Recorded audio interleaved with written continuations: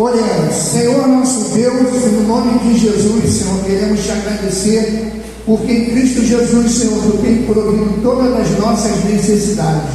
Muito obrigado, Deus, porque tu manda da chuva e o sol no tempo certo, e por isso temos alimento, Senhor, para nos alimentarmos. Não confiamos na força do nosso braço, sabemos, Senhor, que tudo vem de ti e tudo voltará para ti. Muito obrigado por este momento, muito obrigado por tudo que tu ainda irás fazer. Abençoa o pastor Felipe na palavra que ele irá trazer agora. Já te agradecemos, Senhor, no nome de Jesus. Amém. Pastor Felipe. Boa noite, amada igreja. Estamos aí mais uma vez na casa de Deus, nesse dia tão especial que é o dia do Senhor. O domingo é o dia em que celebramos o dia do Senhor. E eu vou dar aqui um apanhado rápido, só para a gente lembrar o que é a Bíblia. Afinal, nós somos uma igreja evangélica, e como igreja batista evangélica, nós baseamos a nossa fé nos evangelhos, na palavra de Deus, na Bíblia. Ela é o livro, ela contém e ela é a palavra de Deus. Irmãos, creem nisso? E a Bíblia, de capa a capa, ela nos conta uma história de amor. Ela conta uma história do início, de como todas as coisas vieram à existência, como Deus criou todas as coisas, a terra, o mundo, os planetas, o sol, a lua, os animais, e tudo que há sobre a face da terra, e também o homem e a mulher. E conta também uma parte que é primordial e fundamental para nós compreendermos a nossa realidade hoje. Conta a Bíblia, infelizmente, que o homem e a mulher caíram. Houve um episódio chamado a queda do homem. E o que foi a queda do homem, senão a separação da comunhão diária que eles tinham com Deus? Todos estão acompanhando? Deus se relacionava todo dia, todo final de tarde, na viração da tarde, Deus vinha ao jardim e comungava, trocava com o homem, e era um relacionamento franco, livre e amoroso. E ali, naquele jardim, havia uma árvore, e daquela árvore que estava no centro do jardim, Deus disse: olha, você pode comer de qualquer árvore aqui, qualquer uma, menos a que está no centro do jardim. E aconteceu tudo aquilo que a gente já sabe. Mas alguns vão dizer: isso é um mito, isso é uma história, não deve ter sido árvore literal, coisa assim. Enfim, vamos com essa ideia. Eu creio que seja literal. Obrigado, meu irmão. Mas vamos com essa ideia do mito que explica algo. O algo que explica está bem explicado, porque a partir dali entrou uma coisa que não existia no mundo, que se chama pecado. E se a humanidade está do jeito que está hoje, é por causa do pecado. E o que é o pecado? A definição bíblica de pecado, aliás, a própria palavra amartia no grego, ela vai significar errar o alvo. Mas o errar o alvo do pecado, ele não é simplesmente um errar o alvo. Quando a gente pensa em errar o alvo, eu, por exemplo, durante muito tempo, pensava que errar o alvo era atirar no alvo e a flecha sair para um lado ou para o outro e não conseguir atingir o centro. E tem muita gente hoje que vive uma vida religiosa, seja católico, espírita, evangélico ou qualquer outra coisa, que entende que tem que buscar uma maneira de chegar lá e acertar o alvo. E as pessoas estão tentando, fazendo o seu melhor esforço, fazendo as suas caridades para ver se conseguem evoluir.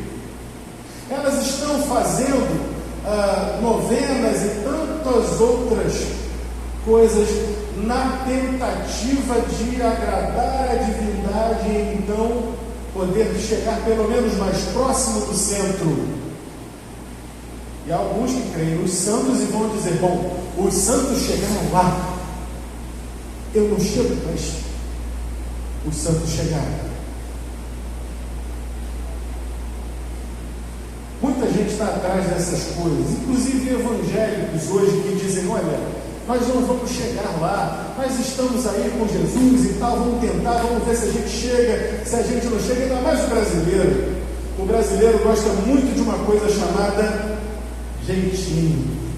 O brasileiro tem certeza que ele não é santo. O brasileiro tem certeza: eu não sou santo. O brasileiro tem a certeza de que ele não vai para o céu. Mas o brasileiro também tem uma quase certeza, Juliana, a certeza de que chega lá tem desenrolo. O brasileiro gosta da coisa do desenrolo, né? Vamos desenrolar, peraí, Senhor, eu não era tão ruim quanto fulano, meu tranco começa, já vai levando a lista, né? Ela vai chegar lá, ó, o cara não vai levar dinheiro, não vai levar bens, não vai levar nada, mas ele vai levar a lista dos que são piores do que ele, na sua concepção.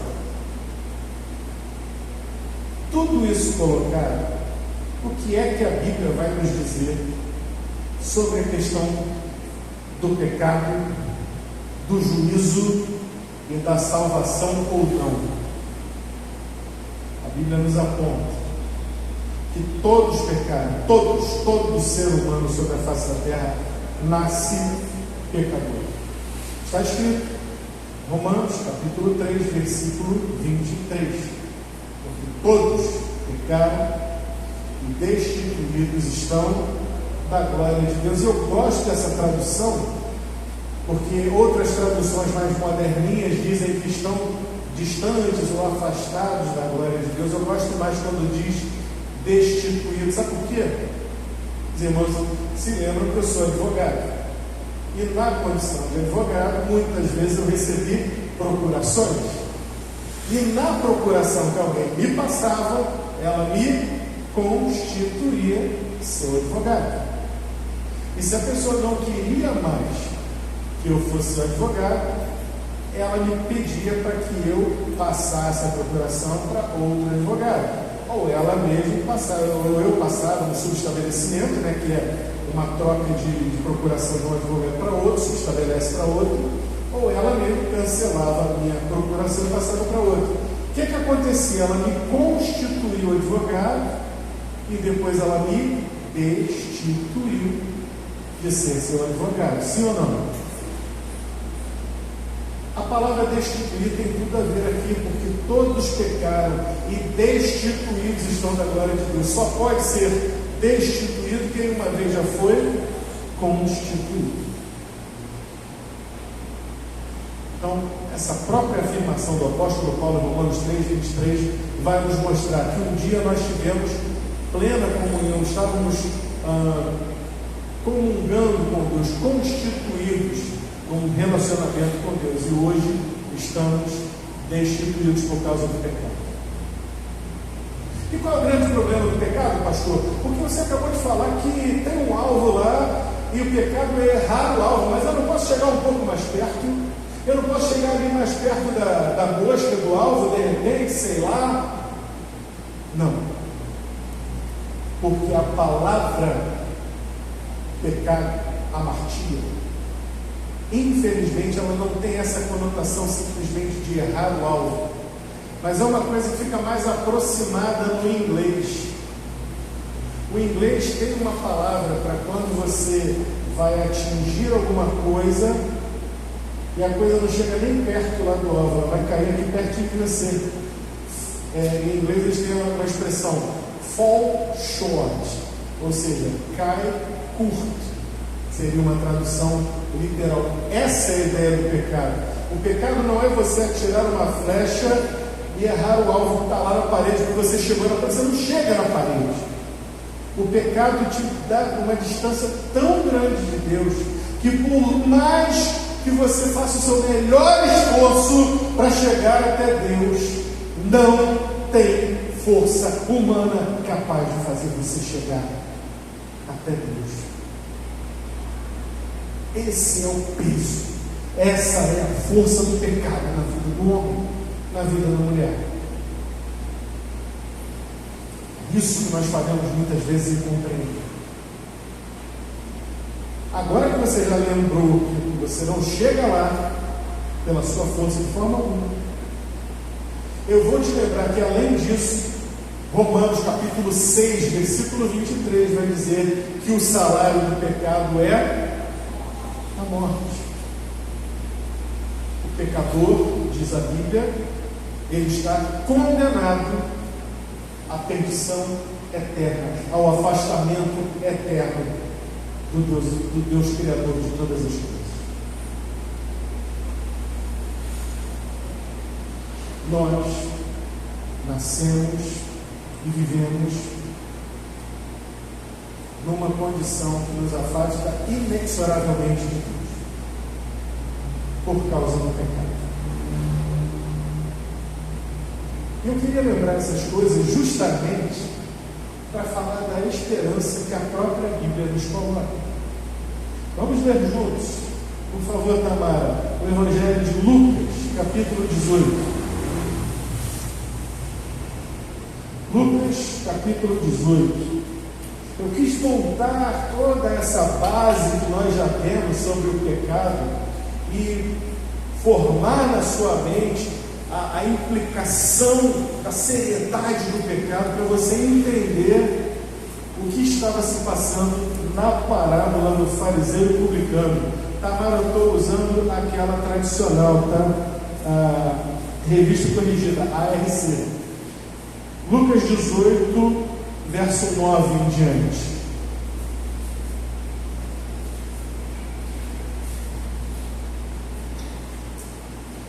Diz assim, essa aí está diferente, isso. Vamos ler juntos, olha, os irmãos podem acompanhar a leitura comigo.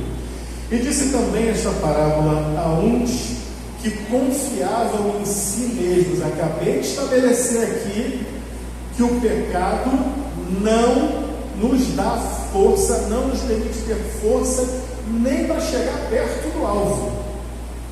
Olha como estavam errados esses, confiando em si mesmos, na sua força, na sua religiosidade.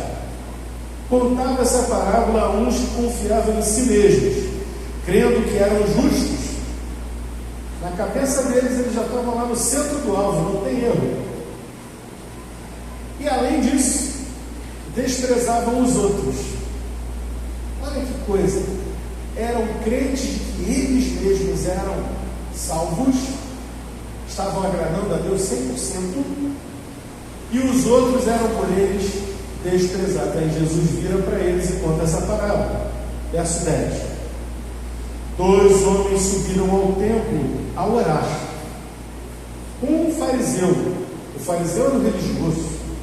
O fariseu era aquele que coava o mosquito da lei, era aquele que dava o dízimo até do que não precisava dar, o dízimo das hortaliças, do endro, da hortelã, do cominho. A Bíblia não cobra isso de forma alguma no Antigo Testamento, dizem que não precisava, mas eles davam, porque entendiam que tinha que dar o dízimo de tudo. O fariseu era aquele cara que dizia assim: não pode trabalhar no sábado. O fariseu não cuspia no chão, porque senão ficava fazendo bolinha no cuspe, e aí a pessoa achava que aquilo ali estava fazendo trabalho. Esse era o nível do farisaísmo, desse jeito.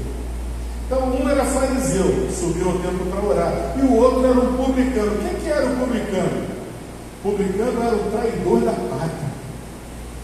O publicano, o fariseu, aos olhos do israelita, o fariseu, ele era um cara controverso, mas ele era um profundo conhecedor da lei de Deus.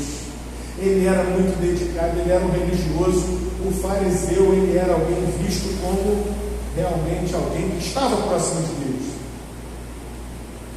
Mas o publicano, eu vou te falar, eu não sei nem classificar o que era o publicano, porque o publicano, ele era um traidor da pátria.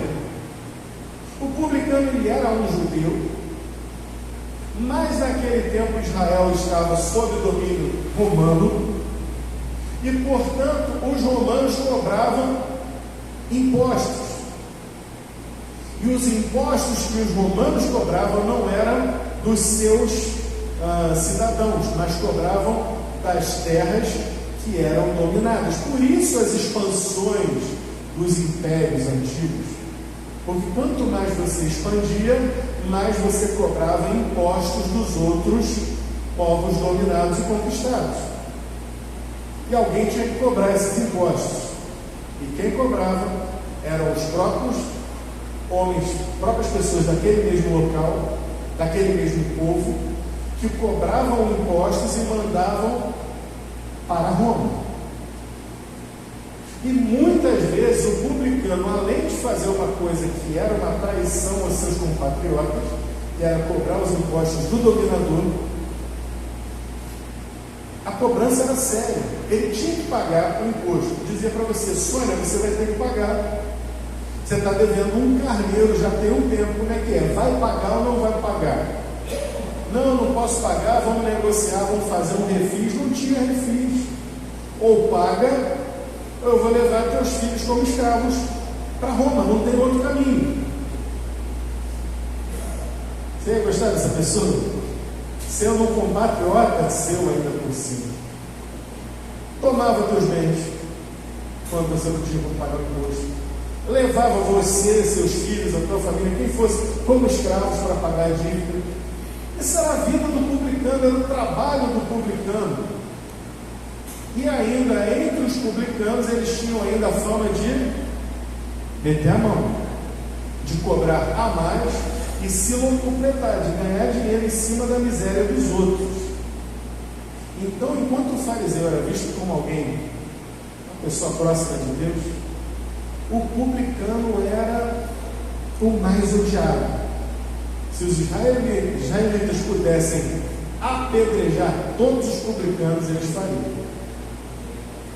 Subiram esses dois para falar com Deus, para orar no templo. Verso 11: o fariseu, estando em pé, orava consigo. Esse é o fariseu, né? Orava consigo dessa maneira: ó Deus, graças te dou, porque não sou como os demais homens roubadores. Está falando com Deus ou está falando para o outro escutar? Está falando para o fariseu, para o publicano escutar. Falou ladrão, não sou ladrão como os outros homens. Não. Injustos. É para o outro escutar, não está falando com Deus. E adúlteros. Aí ele chega no final e não se aguenta. E nem ainda como esse publicano. Fala sério, esse cara não foi lá para falar com Deus. Ele foi lá para fazer a cena. Foi lá para os outros escutarem, para humilhar o publicano. E aí ele dá a carteirada dele. Quer dizer, mas eu aqui, ó, verso 12: jejuo 2 vezes na semana. Que homem santo. E dou os dízimos de tudo quanto possuo. Nas entrelinhas, enquanto esse canalha vem roubar o povo do Senhor, eu alegremente dou o dízimo de tudo que eu possuo, de tudo que eu tenho. Esse era o fariseu. E o publicano? O canalha do publicano, o mal visto do publicano, o que ele vai dizer? Verso 13: o publicano, porém, estando em pé, de longe, nem chegou perto do altar, de longe, nem ainda queria levantar os olhos aos céus, mas batia no peito. Bater no peito simbolizava arrependimento, simbolizava dor profunda. Batia no peito dizendo: ó Deus, tem misericórdia de mim, pecador. E Jesus termina a parábola: digo-vos que este, o publicano, desceu justificado na sua casa, e não aquele, o fariseu, porque qualquer que a si mesmo se exalta será humilhado, E qualquer que a si mesmo se humilhe, será exaltado. Senhor, fala conosco, nos abençoa nessa noite, no nome do Senhor Jesus. Amém. Meus irmãos, essa parábola nos remete, nos revela coisas espirituais. A Bíblia nos diz que coisas espirituais precisam ser conferidas com coisas espirituais. A parábola está aqui, ela é bem clara, nós entendemos a dinâmica do que aquilo que o Senhor quis comunicar. E o escritor sagrado, Lucas, ele vai, o médico amado, ele vai contar essa parábola, ele abre a parábola já dando o pano de fundo, que o Senhor Jesus, ele contou esta parábola na finalidade de atingir aqueles que confiavam em si mesmos. Mas como assim confiar em si mesmo? O mundo não diz aí, confia em si mesmo, confia no teu taco, confia na tua capacidade. Não é isso. Não é você saber o que você está fazendo, uma coisa. Não se trata disso. Não se trata disso. Se trata de confiar em si mesmo, confiar em que você é forte espiritualmente falando e que você vai vencer, que Deus tem que te salvar. Esse é o ponto.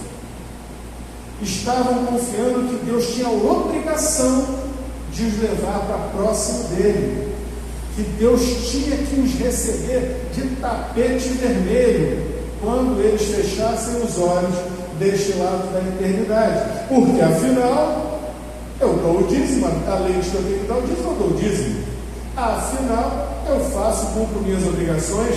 A gente tinha lá que fazer o jejum, sim, tinha os jejuns específicos na lei, muitos deles ligados a festas, mas não essa coisa assim, você vai fazer um jejum semanal, 2 jejuns semanais. Esse fariseu estava muito além daquilo que a lei prescrevia. Ele dizia, sabe uma coisa, eu vou fazer jejum 2 vezes por semana. Ele estava moendo o seu corpo, fazendo jejum 2 vezes por semana, que talvez não seja tão má ideia assim para mim, por exemplo, de repente é a solução para mim, mas enfim, ele achava que com aquilo ele estava comprando a vaga do Senhor. Ele achou que com aquilo ali ele tinha direito de praticamente de falar de igual para igual para Deus. Ei Deus, obrigado, porque eu não sou igual aos outros homens, ladrões, roubadores, adúlteros, injustos, ou igual esse aí, esse publicano,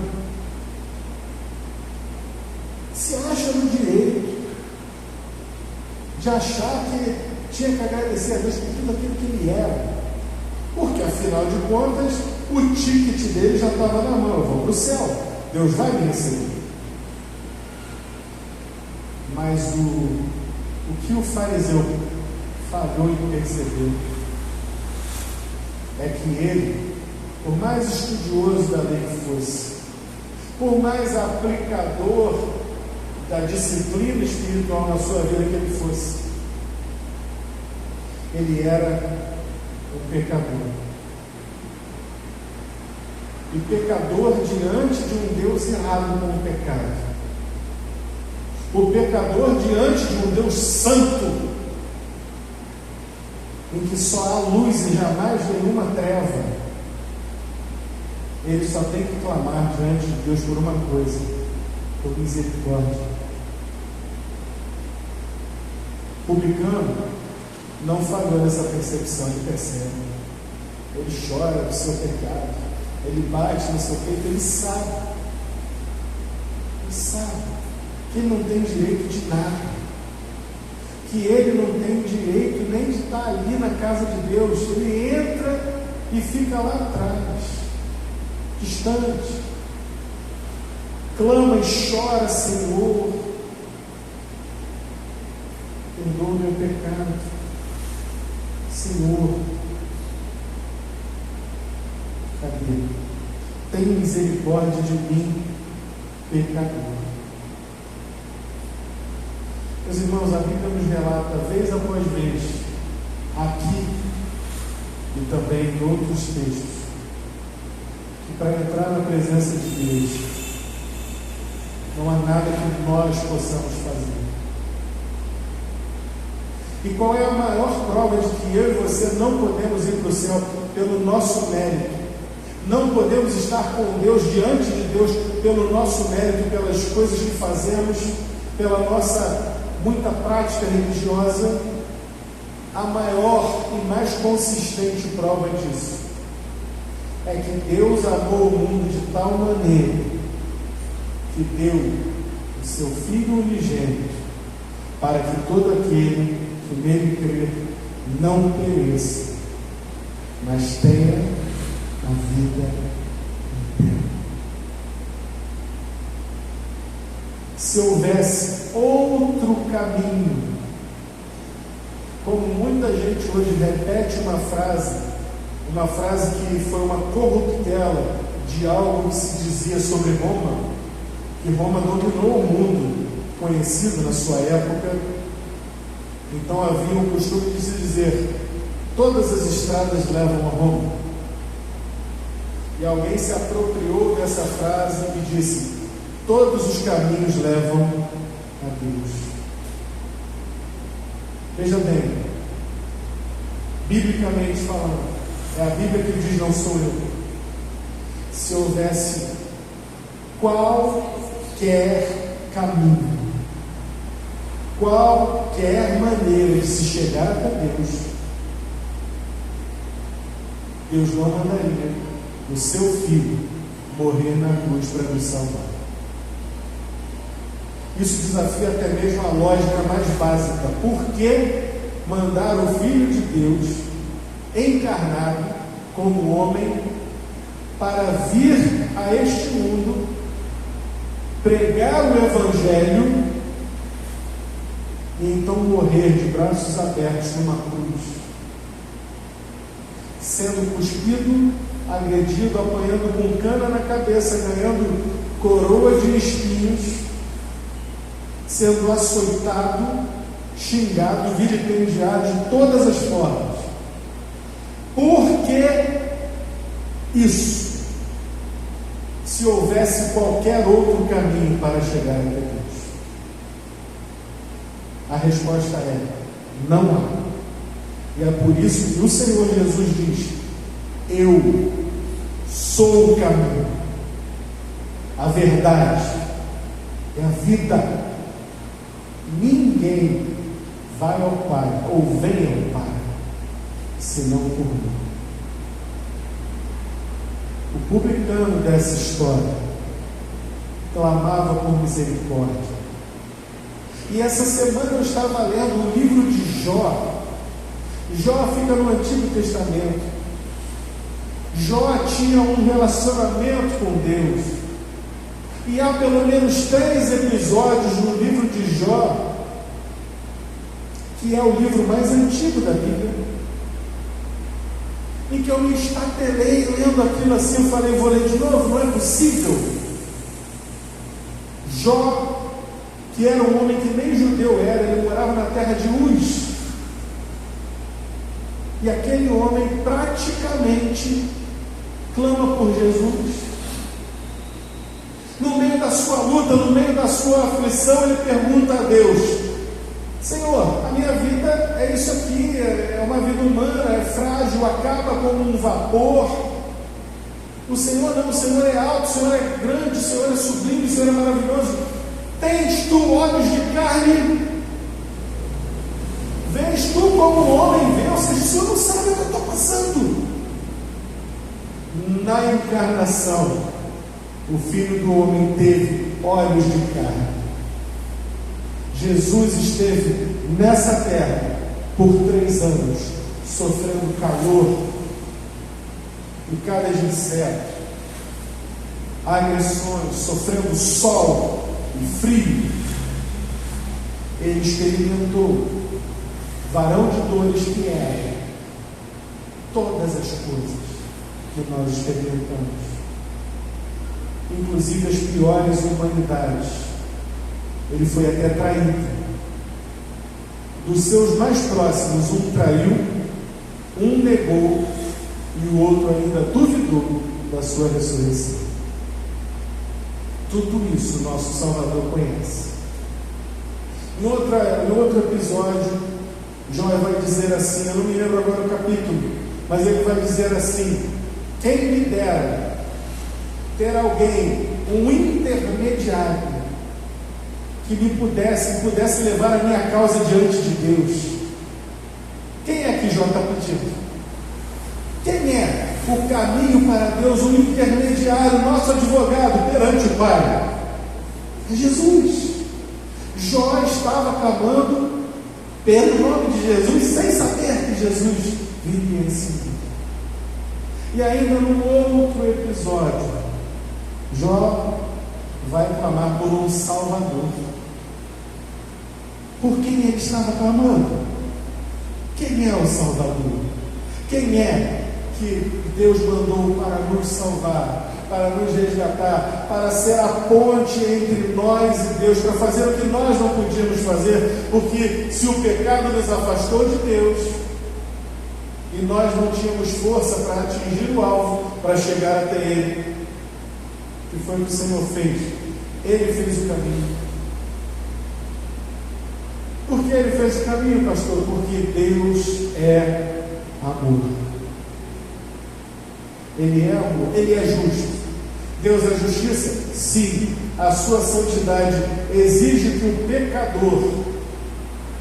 o pecador seja punido pelo pecado? Exige. Mas ao mesmo tempo em que a justiça de Deus exigia o sangue do pecador, o seu amor, por outro lado, disse: eu vou fazer melhor. Eu não vou mandar um homem pecador, porque se eu morresse pelos meus próprios pecados, eu não poderia pagar o meu débito, porque afinal de contas seria apenas a aplicação da justiça. Você pecou, você vai pagar pelo teu pecado. Entra na conta alguém que não tem débito, alguém que não tinha pecado, o homem perfeito, que entrou nesse mundo, viveu e morreu sem ter um pecado na sua conta: Jesus Cristo. Por isso Ele é o Salvador, porque Ele entra no meu lugar, e entrando no meu lugar, Ele pode pagar a conta.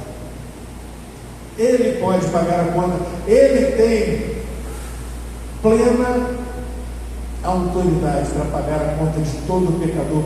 O justo foi dado pelos injustos. E assim como o publicano, quem vai a Jesus com o coração contrito, reconhecendo: Senhor, olha, eu tenho a menor condição, para mim não dá, eu já tentei de tudo nessa vida, tudo, para sentir paz no meu coração. Eu já tentei tanta coisa para poder agradar ao Senhor, perceber que estou perto de Ti, mas quanto mais eu me esforço, mais eu vejo que há um vazio dentro de mim, que há um buraco no meu coração. Ai de mim que sou pecador. Jesus é o único que pode tirar esse buraco, esse vácuo, porque Ele é o Filho de Deus. Ele é, como disse João Batista, o Cordeiro de Deus, que tira o pecado do mundo. Jesus, que contou essa parábola, na verdade está revelando a si mesmo.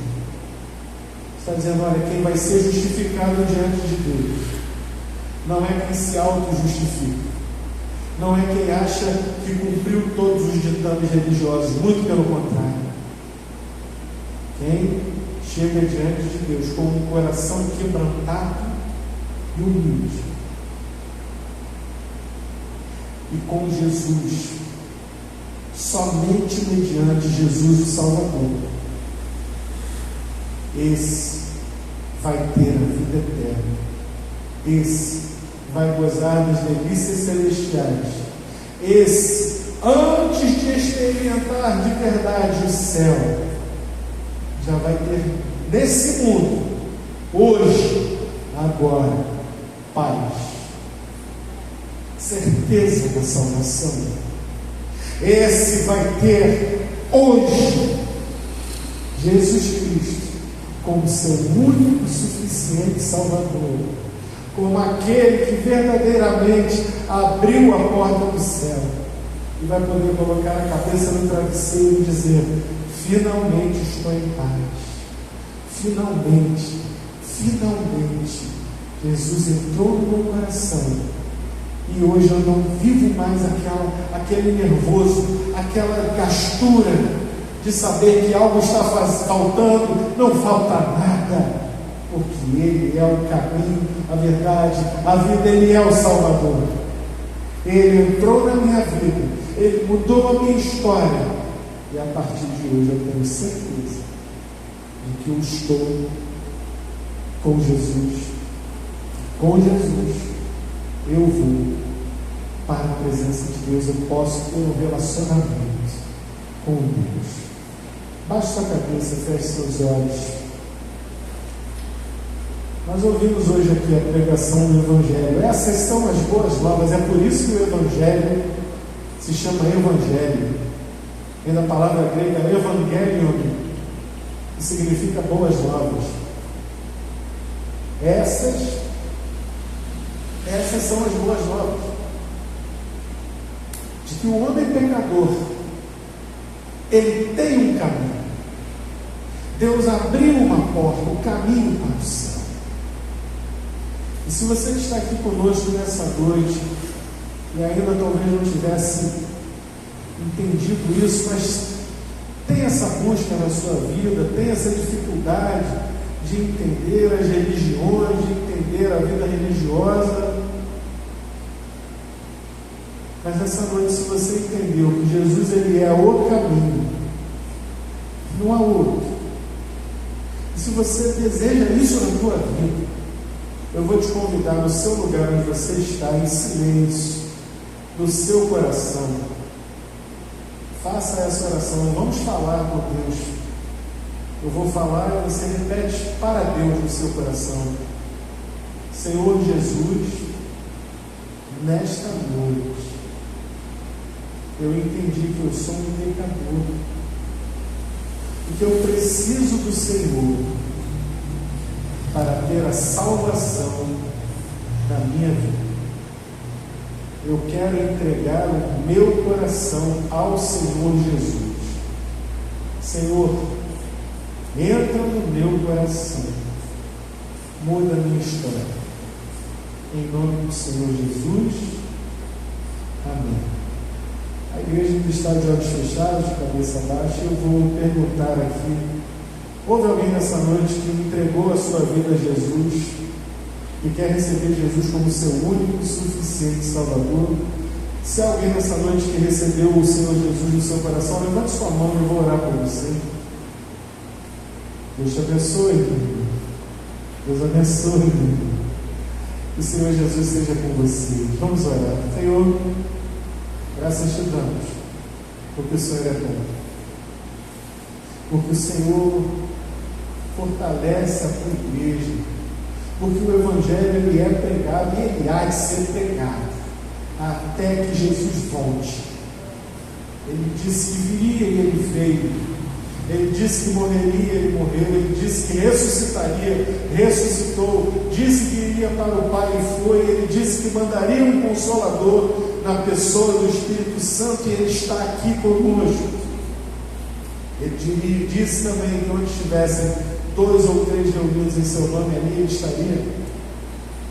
E ele disse que um dia ele voltará, ao soar da trombeta ele virá para buscar aqueles que são seus. Nessa noite eu te agradeço porque essa palavra foi pregada e peço ao Senhor, pelo teu Santo Espírito, que convence o pecador do pecado, da justiça e também do juízo, que o Senhor faça essa obra, que essa palavra penetre, que que essa palavra faça o que tem que fazer, modificando, mudando vidas, plantando verdadeiramente essa semente na boa terra do coração. Ó Deus, nos abençoa e muito obrigado porque podemos lembrar dessas coisas, que um dia nós que já somos do Senhor viemos daí, Senhor Deus, de um vazio existencial, de um buraco no coração, de uma falta que nós não poderíamos perceber do que se tratava, mas hoje nós somos completos. Abençoa a tua igreja, em nome do Senhor Jesus, sempre com cada um de nós, assim rogamos. Amém. Vamos louvar o Senhor?